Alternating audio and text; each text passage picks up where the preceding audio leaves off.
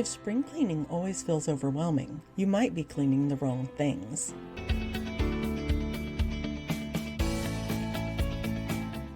Every spring, we're told to clean everything. Deep clean the house, scrub every surface, start fresh. And while that's not wrong, it's not always what makes the biggest difference, especially in small homes.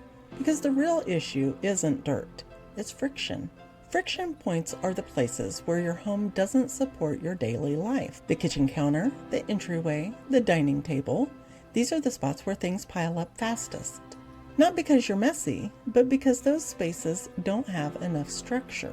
So instead of cleaning everything, start with one friction point. Clear it completely, reset it, then ask, why does clutter land here? Clutter builds where there's no clear place for things. Mail lands on the counter, keys land on the table, bags land on chairs.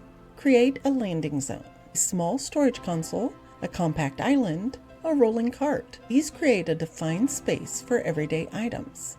When things have a place, they stop spreading. Daily use items need consistent homes. Chargers, utensils, office supplies. Without structure, they drift, and they end up on surfaces.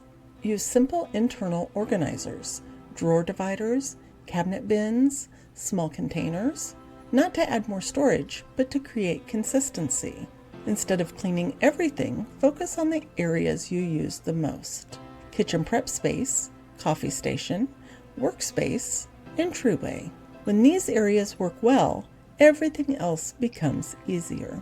Small homes don't have extra space to absorb inefficiency, so friction builds quickly. Fixing one or two key areas can change how your entire home feels. Spring cleaning doesn't have to mean doing more. It means focusing on what actually supports your life. Because when your home functions better, it naturally stays cleaner. And once your space is working well, the next step isn't adding more, it's learning how to use what you already have differently. That's what we're doing next week. See you then. Bye-bye.